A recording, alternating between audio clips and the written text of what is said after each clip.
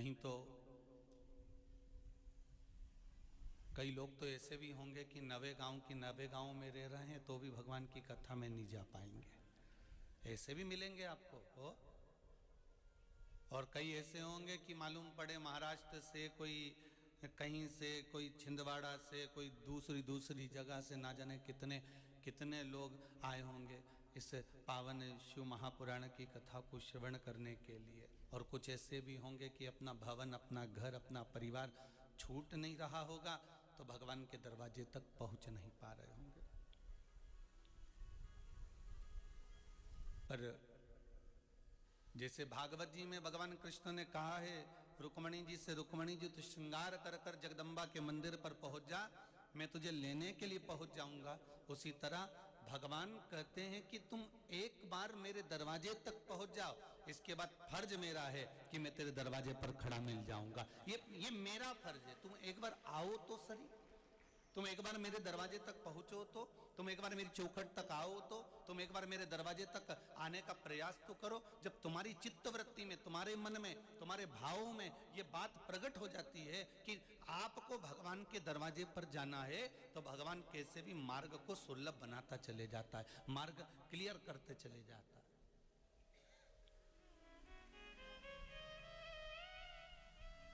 भगवान आपको उस मार्ग की ओर बढ़ाते चले जाता है।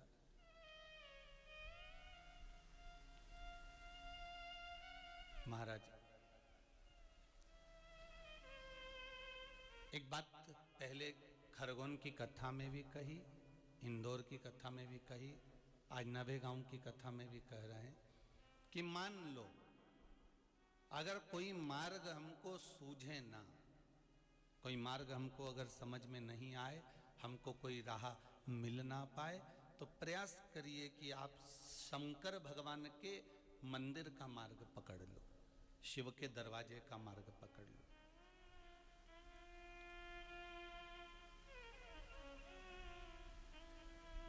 जब कोई मार्ग हमें दिख ही नहीं रहा हो, जब हमें कोई मार्ग समझ में ही नहीं आ रहा हो, हमें कोई मार्ग सूझ ही ना रहा हो, तब भगवान के दरवाजे का मार्ग पकड़ लो। भगवान के दरवाजे की चौखट का मार्ग हम पकड़ लें। जब हम भगवान के दरवाजे का मार्ग पकड़ेंगे तो हो सकता है कि भगवान के सम्मुख में जब हम पहुंचेंगे तो हमें जो मार्ग नहीं मिल रहा है, हो सकता है देव अधिदेव महादेव हमारे लिए दूसरे मार्ग भी खोल दे और हम उस पथ तक पहुंच जाएं, हम उस मार्ग तक पहुंच जाएं। तेरी कृपा बिना न हिले एक भी अणु, लेते हैं श्वास तेरी कृपा से तनु तनु। हे गंगाधार मुक्ति द्वार ओमकार तू,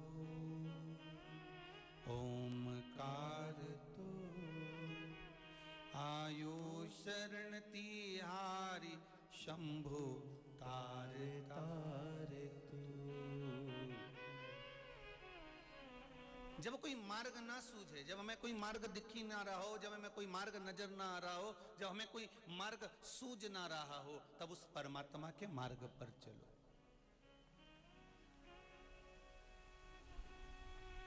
तब उस भगवान के मार्ग पर चलो।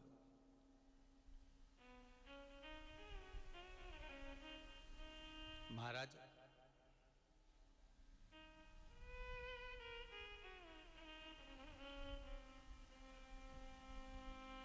दुनिया के लोग आपके मार्ग को भटकाने का कार्य कर सकते हैं।